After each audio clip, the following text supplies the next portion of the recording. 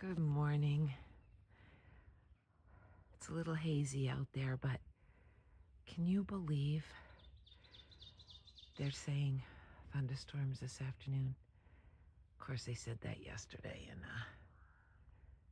it didn't happen, so I'm counting on them being wrong again. But look at this. Here, I'll go even further out. Now there's a rock pile, huh? And there is that glorious sun. That makes me go, really? Thunderstorms? Eeks.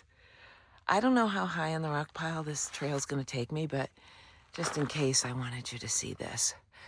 15 minutes into my morning, and I gotta tell you before I cut out, the air smells so clean, so spring-like, just so perfect and fresh. And anyway, I already had one little doe crossed my path, and one was about to and got a little spooked. But I told her not to worry, and I passed on by. But anyway, what a glorious day. Oh, please, no thunderstorms. Don't ruin this for me. Okay, off we go. Let's see how far up this rock pile I end up. Well, this explains the rock pile. It's Black Rock Summit. Ah, so it is. And here I met Crazy up here. Woo! Oh my gosh. So it didn't take me up the rock pile, but it took me around it. And then I come around the corner and see this. And it's just so like, oh my gosh, right? And what's so funny is, so this is called Black Rock, right? Well, look, yeah, I can see why. All this rock, it just is all the way down. Yeah, Black Rock makes perfect sense. Anyway, woo! So Crazy just said, I said, look at that sun. Can you believe that they're calling for thunderstorms? And he said, oh, well, I checked the weather this morning and it said only 40% chance of rain between 5 and 7. Oh, I hope that's true. Oh, I hope that's true. Well, so the terrain's a little rocky, but off we go. It's me again. Good morning. So Black Rock Summit inspired me to take my phone out this morning, but there are a couple other things I just want to fill you in. And I don't know who cares about these things. I care about these things. Like, I guess someday when I'm looking back on all this and I'm old and, well, okay, already gray. I'm already gray. But when I'm old and not coloring my hair to fool the world and naturally gray, I can look back on this and know all these details that maybe some of you care about and some of you don't. But it's like what really life is really like every day on the trail. So last night, I just wanted to let you know that we did not get the thunderstorms that we thought we were getting. That, such a win, right? So a little bit of rain, not a lot. I took my little microfiber, dried off my fly as best I could. It still went in damp, but you know what? Oh, I'm so not if it was soaked. And there is someone behind me I need to pull over and let pass. Good morning. Good morning. Happy hiking. Yeah. So, let's let him get ahead. Anyway, so I'll show you all these beautiful flowers. So, anyway, that was awesome. And so I was able to pack up camp quick this morning and out the door. I was officially on my feet at 8:05, but I ended up stopping real quick because, so what happened is, like, the shelter was about, I don't know, 3 or 4 tenths in from the trail. So when I got to the top, which went straight down, so of course I started my morning with a walk up to the official trail start, and then up a hill to Black Rock that warms you up quick. Anyway, so I stopped right at that point where I hit the trail again, and I had a bit of an irritation on my heel. And I gotta tell you, I have been so fortunate. Like, even this morning, I heard another thru hiker talking about how he was trying to deal with all his blisters I have not had a single blister. Now, okay, I may or may not have had a broken toe. At this point, I don't think it was a broken toe. It only hurt for like 2.5 days. But I don't know, maybe that's how long broken toes hurt. I don't know. But other than that, I have had no real foot issues. No foot issues.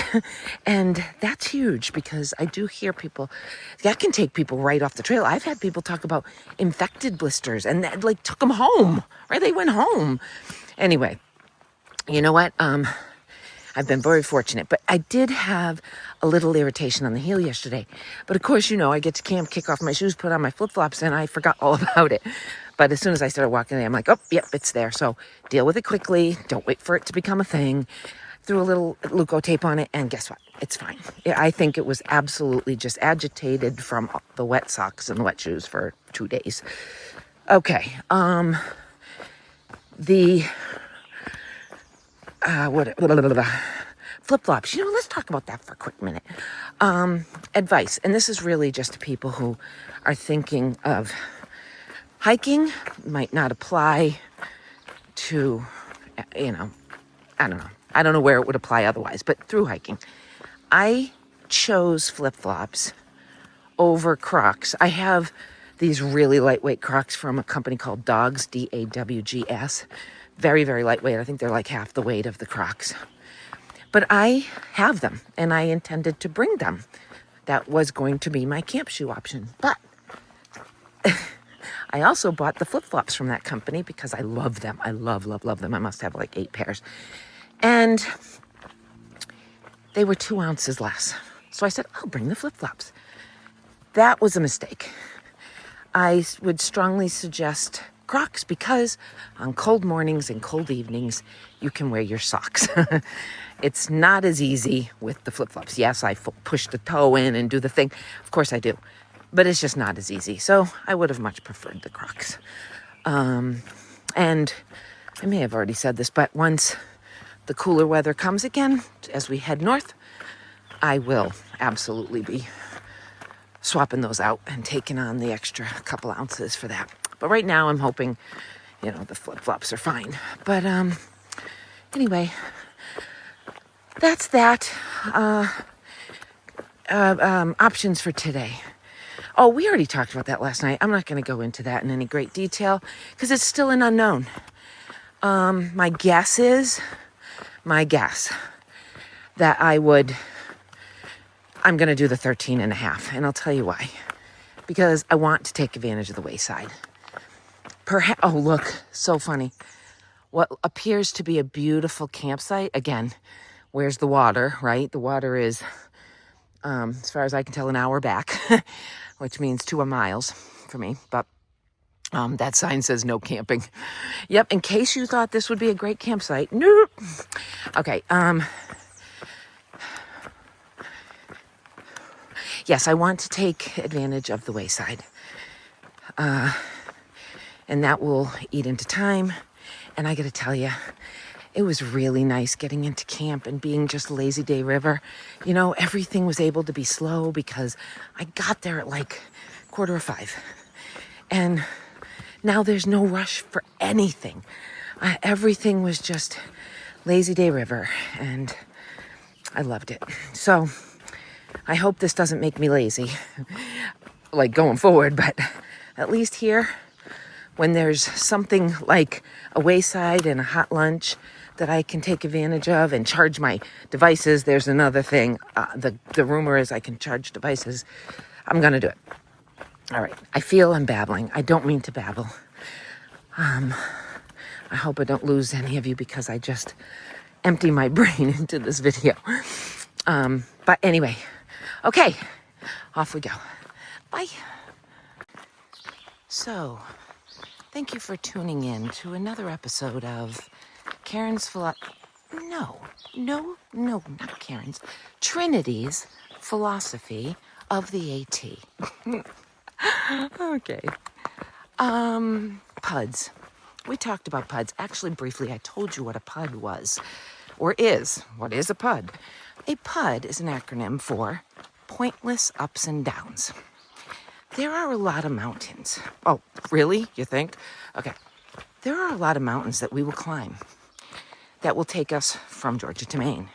And many times we go up and over them and think to ourselves, why? Why did we just go up and over that? There wasn't even a view. And people have given it the name pointless ups and downs. But I have an entirely different theory. I hold about as much credibility in this theory as I do with the fact that there's a rumor that Virginia is flat and it's really just pass-through hikers telling current through hikers to mess with them. Yeah, that's about how much credibility I'll give this theory. Virginia is not flat. But these PUDs will travel from all the way from the very beginning on Springer Mountain all the way to Maine.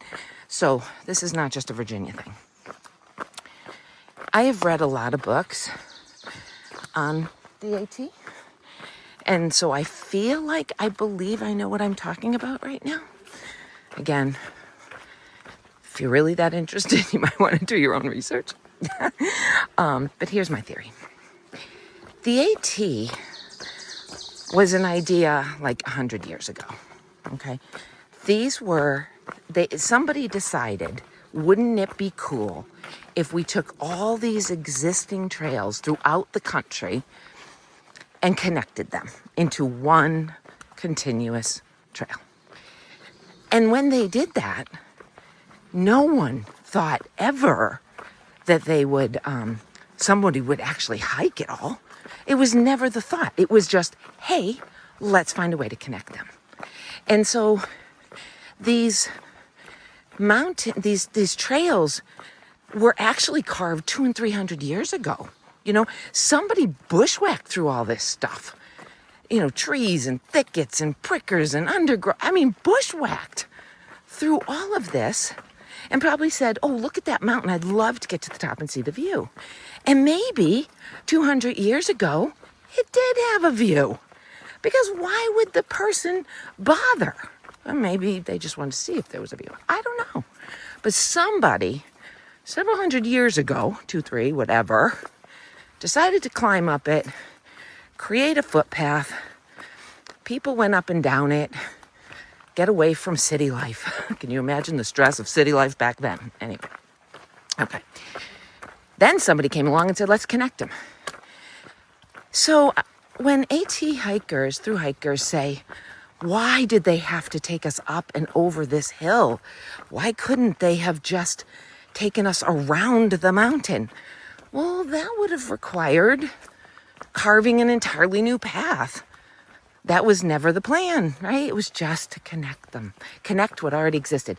So no, they're not, these people are not going to take say, oh, for the sake of through hikers and the AT, since going up and over seems pointless, let's just go around the mountain. No one's gonna do that. So in essence, these mountains that we're going up and over are not pointless. They were all part of the original plan. Now, you see, this happens all the time. I have now I happen to know I'm going this direction, so thank you. It doesn't say AT anywhere. I do not see a Wilson anywhere, and yet I do know, I see Wilson way over here. So I did not have to look because I already knew that thing said Ivy Creek, and I know I want to go there. That direction, I mean. So, again, it's not pointless because I think that 200 years ago, there probably was a view.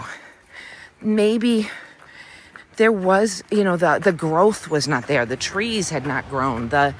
Maybe they did logging. I don't know. But there probably were views back then that the local people climbed up to visit and see. It's just now with all, 200 years later, whatever, it's all overgrown and we're like, this was pointless. Why? Anyway, not pointless at all. Now, the first guy, not that I would ever want to get controversial, but the first guy that they say, that they give credit to for through hiking the entire AT is Earl Schaefer.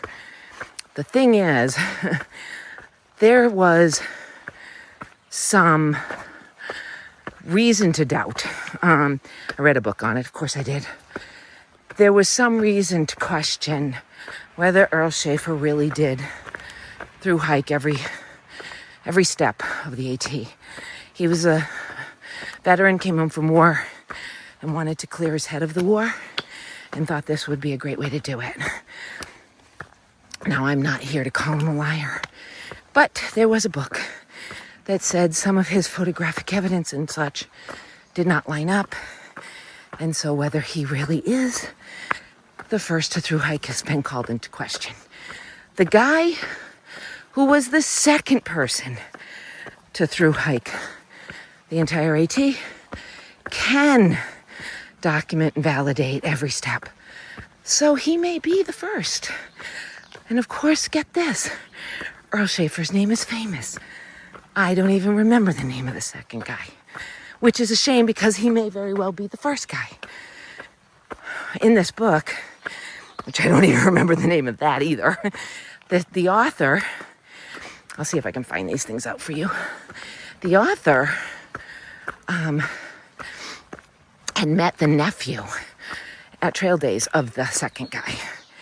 And he said, what does your uncle think of this? Think of being, like giving Earl Schaefer all the glory when probably it was your uncle who was the true first through hiker of the AT. And the nephew said he never cared. He never cared. He just wanted to hike it. And he said, if Earl Schaefer wants all the glory and wants to fight for it, let him have it. It didn't matter to him, which is, I think, a true sentiment of the AT. I think that is, when you think about why you're out here and why you would, endure the elements and the hills and all the different terrain and all the cold and the bugs and every other thing. When you think about it, it has nothing to do with being recognized for the accomplishment or getting glory and being written up in the newspaper. It's about coming out here and clearing your head of whatever needs clearing and having the experience that you flip in life. So, honorable, I must say.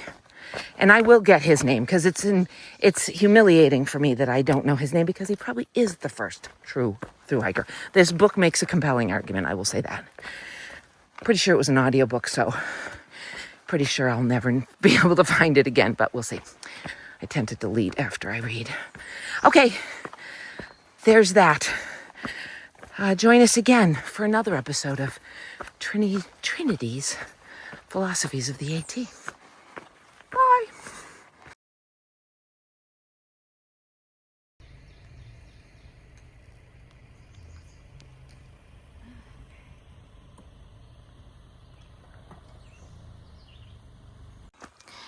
So, popped out of the woods and saw that view. That was Doyle's River Overlook. And it was one of those overlooks where it's off the road. You can pull over and admire the view. And there I did see Crazy and a section hiker named Nemo, who I actually passed yesterday. She's hoping to get to Harper's Ferry. And there was a gentleman there in a kilt. Very cool.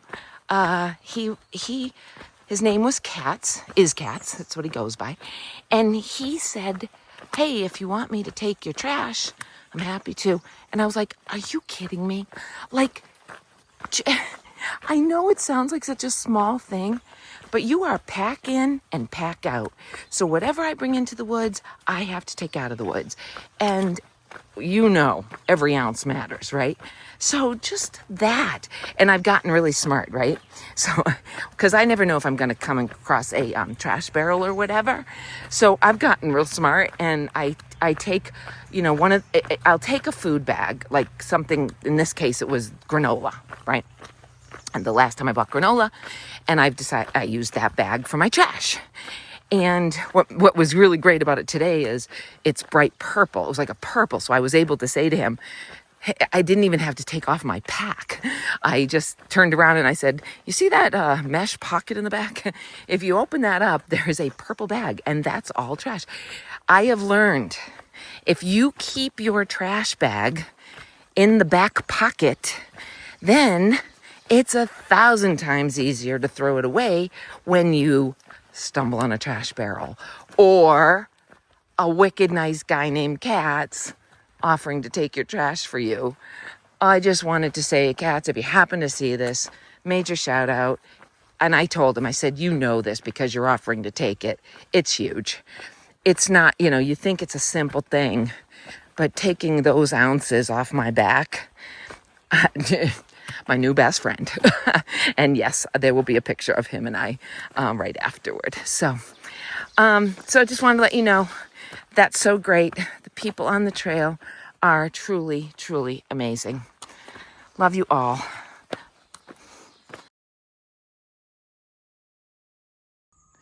So going back, or to add to my theory and philosophy on PUDs, I have been walking a ridge for a little while, and it's right on the edge of this cliff, so to speak.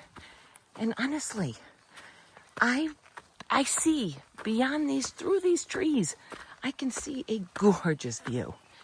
I bet these trees weren't here once, and somebody carved out this ridge walk so they could take advantage of the glorious, glorious view.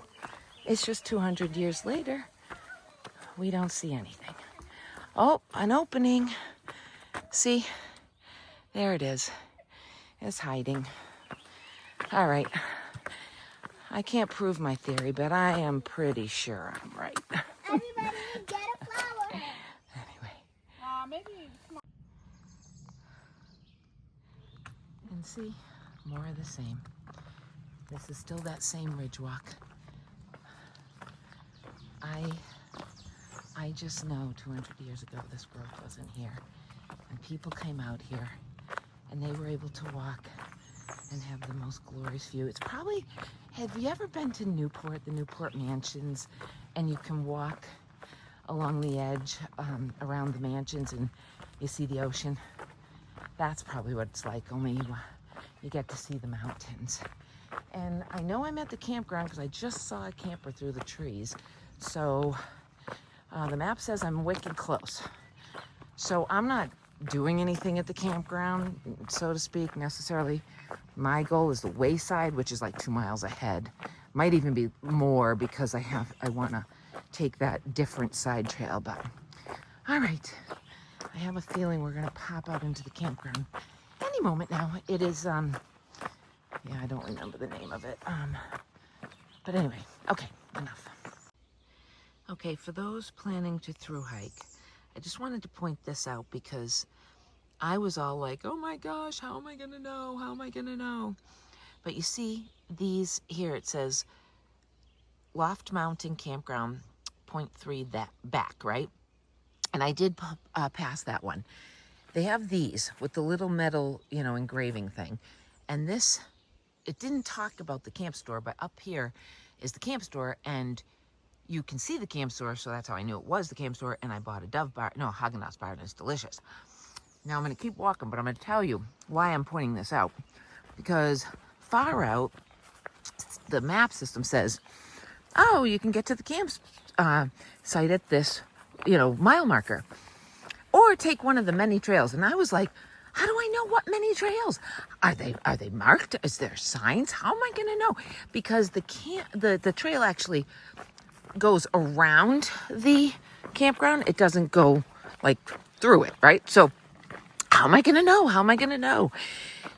And then, much to my relief, they have these pillars with the information. I mean, you could walk right by them because it's very small, but no worries. If you were looking to, visit the campground and stay there, you can certainly do that. I believe, though, was this year, it's $30 to pitch a tent. Also, the camp store, that little junket, took me like half a tenth, straight up, of course. But that took you to bathrooms, laundry facility, and the camp store. So that's the one to wait for. And then I am now going to go about 1.5 miles to Ivy Creek Spring, where I am told there is a, hold on. My gosh, I was choking on the last of my ice cream bar, for crying out loud. Anyway, Ivy Creek Spring. There's no word of this on Far Out, but according to a trail maintainer, if I go to that point, then I can take a flat route to the wayside where they have the burgers and milkshakes and hot lunch. This is what I'm planning to do. I will let you know how successful I am, because the route that Far Out wants you to take to get to the wayside is 0.6 straight down, like a very steep decline. You know what that means? When you're done, I hope you ate a good burger and a good milkshake, because you're going to burn those calories going straight back up that 0.6 steep climb. Like, we need to add another climb. So as you remember Mark Trail from yesterday? He's the guy. He said, you want some advice? And I said, yes. He goes, if you want to go to the wayside, wait till Ivy, I'm saying it really slow for all you thru hikers, potential thru hikers, Ivy Creek Spring. From there, he said there's a road and it's flat. That's what I heard. But how to get there, I'm not 1,000% sure. So we will learn that together. But that is my plan, because, yes, I've decided I want the stinking burger. Now, what is just so hysterical about all this, and I've said it already, I don't even eat hamburgers. At home, the last hamburger I ate was probably forced down my throat because I was starving to death at a cookout where no one remembered to bring me a turkey burger, namely myself. If I go to a cookout, I am not counting on someone else having turkey burgers. I got to bring them myself. And I must not have done that, and I choked down a burger, which hysterically now I'm craving them. I think what I'm craving is the protein, but nonetheless, the rumor is I can get a hamburger. I'm really hoping it's a cheeseburger, because I prefer cheeseburgers way over hamburgers. Cheese. Love cheese. All right, so that's what I'm counting on, a cheeseburger. But anyway, all right, it's a beautiful day. The weather is that perfect temperature for hiking. I couldn't be more comfortable. And yes, I went up like 1,400 feet of gain, like out of the gate. But now I'm going down, because that's what you do. And so, of course, it feels better. All right, all good. Got to get back, pay attention. 1.5 miles, and we'll see what Ivy Creek Spring brings. Okay, bye. I found it, and yes, it was easy. I did not take the route on Far Out. I took Mark Trail's advice and went to the Ivy Creek Spring, and there through the woods is the maintainer hut. There is no sign that says maintainer hut, so I was a little confused by that, and I thought, oh, I'm taking a chance here, you know. But it did say Ivy Creek Spring. So I remembered what he said, Ivy Creek Spring.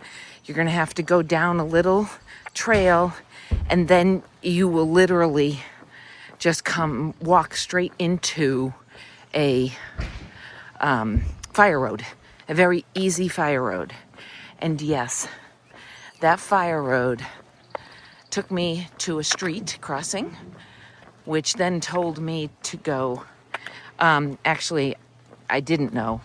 I knew I went left, just so you know, I went left. So I took the fire road to the street. At the street, I turned left, but I actually had to go to the post at the end of the trail, the fire road, to see which way to go. But I could smell the burgers 6 minutes in. It was all of a 10-minute walk, tops.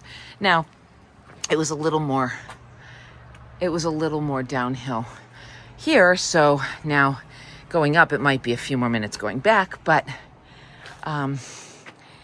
anyway, straight across is the entrance to the Loft Mountain Campground. Oh my gosh, I'm so excited. so excited. Okay, here we go. Let's get some food. Okay, so I may have drank most of my milkshake before my burger even came out. But then, is there room for a second milkshake? We'll find out. My God, this looks good. I'm so glad I did this. And look it, my stuff's getting charged. Woohoo!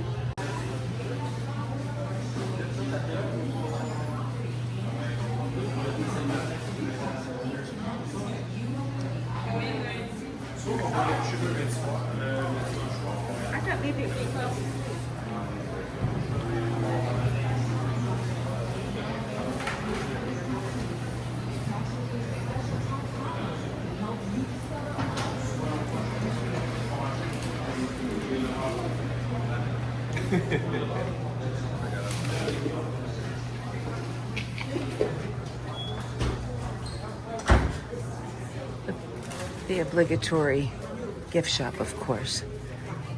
And keep in mind, this is straight across the street from the, what do you call it, the campground. So every single little cute toy thing I want to send home to my granddaughter, right? But I know I can get it anywhere. It's just cooler here, right? Anyway, very cool. So glad I stopped. But my devices are not charging quick enough, so I'm gonna hang for just a smidgy more, and then I gotta get out of here. Wondering if they can send a postcard. We'll find out. Anyway, oh, look at, oh, kettle corn. Oh, I just might have to. Oh, look at Shenandoah blackberry. It must be a thing because they have blackberry shakes that they're like famous for. Of course, I got vanilla because I knew I would like it. Oh, blackberry honey. Oh my gosh. Ah! It weighs too much, Karen. It weighs too much, but kettle corn don't weigh too much. Okay. Let me not turn. Oh my gosh. And look. Oh, they gotta be old world. Those are totally old world. These are totally old world. Oh, I know my old world ornaments. Yes, I do. Okay. All right. Gotta get back. Gotta get back to my stuff. And that guy in the gray hoodie, if that's not Joker, I don't know who it is, but I think he's too tall. But man, I keep staring at him. He's probably like, what the heck? Okay, back to my station. Well, I was just about to leave. Of course I was, right? Oh my gosh. And then this happens. So clearly the section hiker was more right than crazy. Crazy didn't think it was going to rain until 5. But it is exactly 2 o'clock, so the section hiker was correct. Now, unfortunately, there is no Wi-Fi. So I can't check the radar to see if it's going to stop anytime soon. And I have absolutely no signal whatsoever. Oh well, I can look at it this way. It's easier to put on rain gear from within this restaurant than out on the trail. Sigh. That's okay. That's okay. The shelter's only 3.5 miles away. That's like less than 2 hours easy. Depending on, I don't even know. I don't even know what the topography is. I don't even know what the game is. It doesn't even matter. It's less than 2 hours. So I should just put on my rain gear, open my umbrella, and be the mountain woman I claim to be. Okay, here we go.